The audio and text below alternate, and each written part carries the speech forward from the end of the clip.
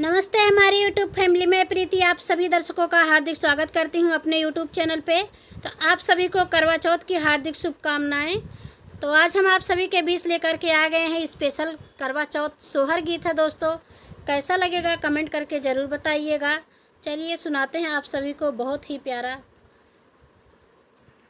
करवा चौथ गीत। कहाँ से आवे करवा मैया तो हथवा सिंघोरा लिहले, हथवा सिंघोरा लिहले हो। सखिया कहाँ से आवे चंद मामा तो नगरिया जोर भैले हो।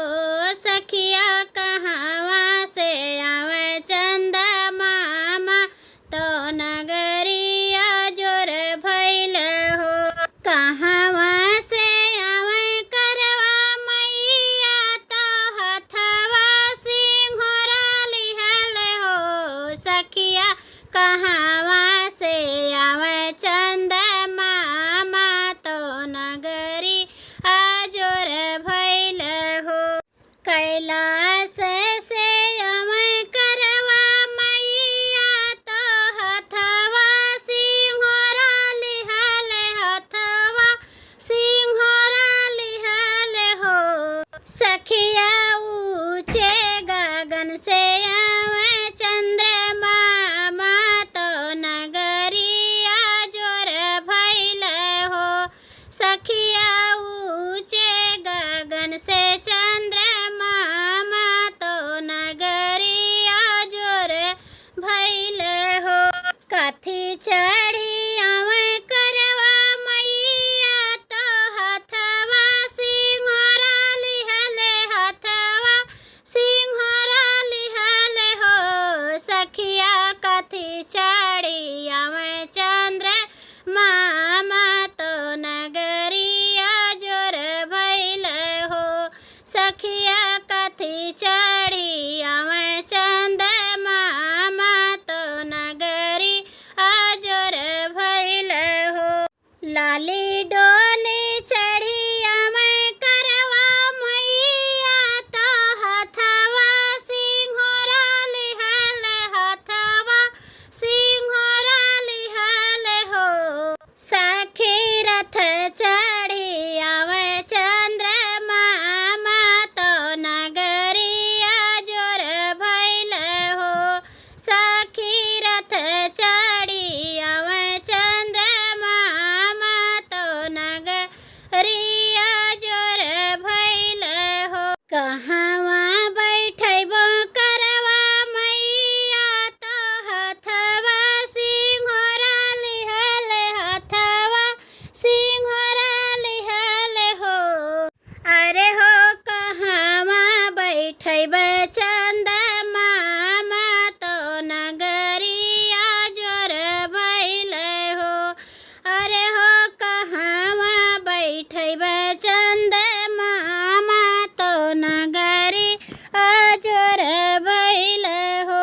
चौकी बैठबे करवा मैया तो हथवा सिंघोरा लिहले, हथवा सिंघोरा लिहले हो। सखिया ऊंचे गगन चंद्रमा तो नगरिया जोर भैले हो।